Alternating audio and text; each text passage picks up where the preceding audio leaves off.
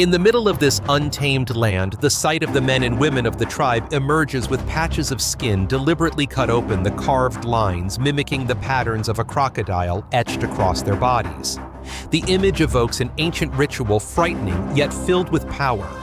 This tribe is known for its harsh customs, to the point where human heads once belonging to intruders or enemies from ancestral tales were severed and placed neatly inside the sacred house.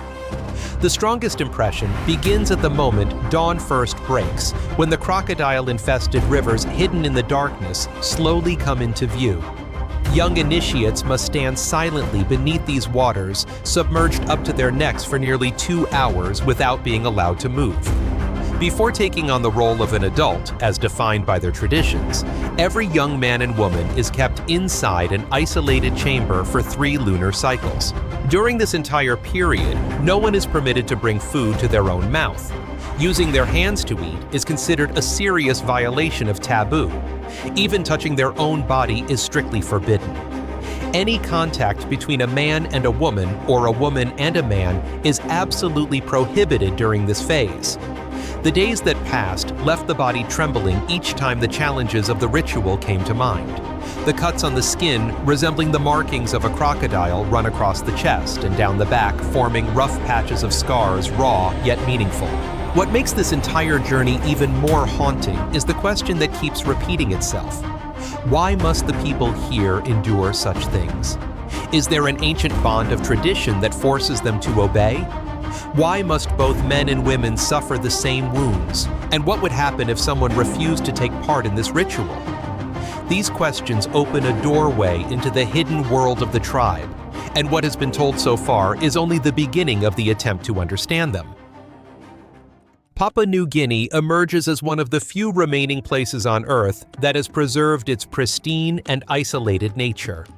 It is a land where natural beauty seems almost untouched, like a wild paradise rising from the heart of the ocean. Across its vast expanse, dense forests, dormant volcanoes, indigenous wildlife, and unique plant life form a landscape so rich that anyone who witnesses it cannot help but be astonished by the abundance of nature. From an anthropological perspective, this land becomes even more extraordinary. More than 600 tribes live scattered across the region, accompanied by around 800 different languages used in daily life numbers that account for over 10% of the world's total languages. This alone inspires a deeper journey to explore the communities along the Great River, particularly those who reside near the waters of the Sepik River. Their names and identities are tightly bound to Sepik, the longest river of Papua New Guinea. Stretching for more than 1,100 kilometers, it winds through territories so untouched that within this region alone, there are more than 100 similar river branches.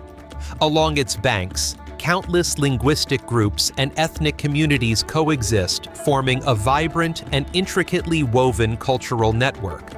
The Sepik carries within it a common thread that binds all the tribes living along its flow, the absolute reverence for the crocodile, an animal regarded as the sacred embodiment of strength and protection. These communities have inhabited this land for thousands of years, leaving their imprint on every river branch, every sandbank, and every story passed down from one generation to the next.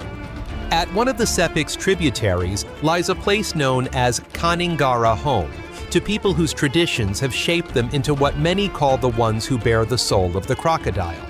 Among the stories passed down by the river people, the image of a woman whose body is covered in scars emerges as a living testament to their traditions. Even so, the communities here always affirm that they are tribes bound to the sacred river groups of people, shaped by flowing water, black mud, and the spiritual essence the river bestows upon them.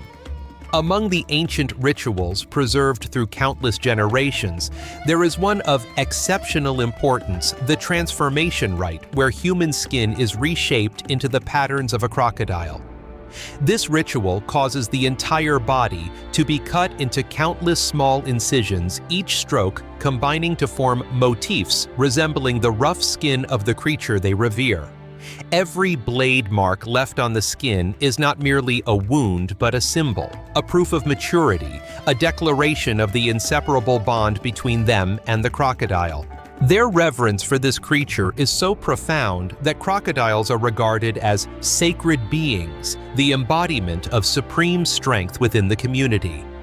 The tribe believes that the spirit of the crocodile is the source of power and inner strength, a protective entity watching over the entire village. Therefore, in their sacred worldview, the crocodile is not merely an animal of the dark waters, but also a symbol of courage, resilience, and spiritual might. It is this belief that places the creature at the center of nearly all rituals and spiritual life among those who dwell along the river. The space before us is the sacred house where the Holy Spirit of the tribe resides. In their language, this place is called the Tamban House. Inside this sanctified dwelling are young men, among them 3 who will undergo the initiation ritual just a few days from now. Everything has begun to move in accordance with the ancient rhythm of the ceremony. The overwhelming feeling when seeing the bodies of these young people covered in dense ritual incisions is indescribable. Each cut marks the arduous journey of their passage into adulthood. They will have to live for many months within this sacred space where every breath and every movement must align with the ancestral laws of the tribe. From the elders, the figures whose bodies seem draped in the layers of time, the ancient reservoir of knowledge will be passed down with solemn precision. Every teaching, every rule, every taboo must be received with absolute reverence. Not only that, these young initiates must also obey countless other strict principles, the unwritten laws preserved through many generations. This image creates an atmosphere both sacred and severe, as if the entire house whispers a reminder that the path into the world of adulthood has never been an easy one. It is not only the men who must endure such trials. There are many other customs that both boys and girls must follow from a very young age. These rules apply to both sides without distinction. Standing before the sacred house, one feels as though a current of air is signaling that behind those walls of woven leaves lies something almost unimaginable. Just like the space reserved for boys, another sacred area is established specifically for the girls. Inside that small room, 3 young girls wait for the most important moment of their lives, the ceremony that will mark their transition from maidens into adult women, those considered eligible for marriage according to traditional beliefs. What is striking is that the girls have no right to decide their own future. Whom they will marry is entirely determined by their parents. Before the ceremony takes place, they must live in isolation in that room for 3 whole months. The silence, the solitude, and the mental preparation for a painful ritual make time pass more slowly than ever. On the day of the event in the morning, the girls are brought outside. They chew betel or consume local nuts to maintain alertness.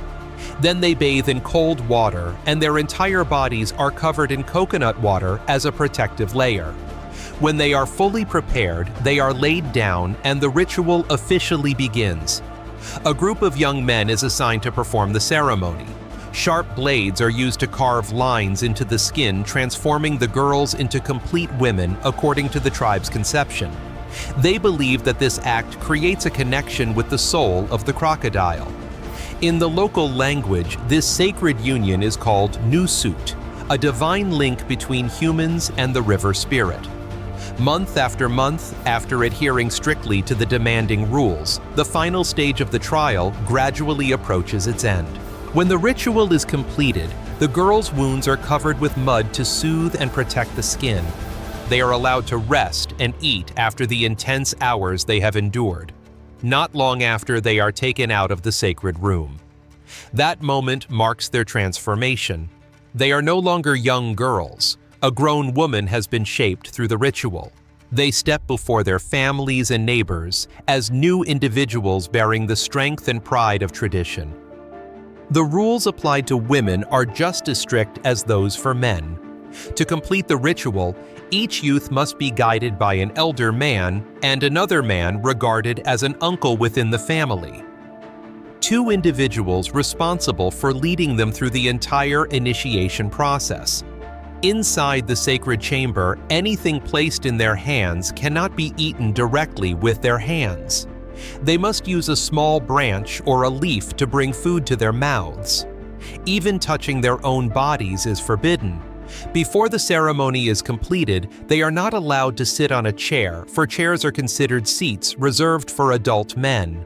From early childhood until the ritual takes place, they must sit on the ground as a constant reminder of their place within the community. When dawn first breaks, the young men are taken to the dark waters to bathe and wash away all that is old. They must submerge themselves for about 2 hours in the cold river where crocodiles live. After that, they are brought into the sacred house.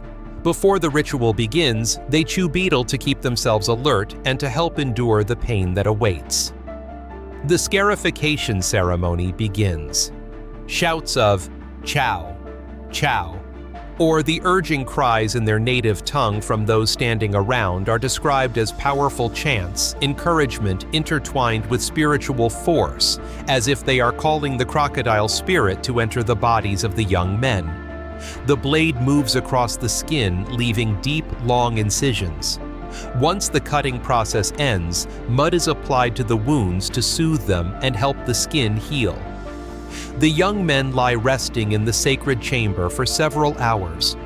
When they step outside, there is still one final part of the ritual. They are placed on a chair for the first time in their lives. The entire village gathers around them, and the elders, men and women, strike the ground with their staffs as they teach lessons about respecting women, loving their parents, and protecting their families, reminding them that raising their future children will be their greatest responsibility.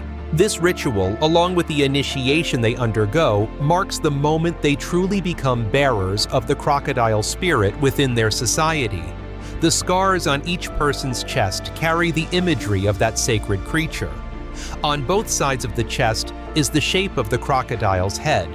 The upper chest represents its wide-open eyes, while the lower part symbolizes its sharp teeth and the creature's rugged back.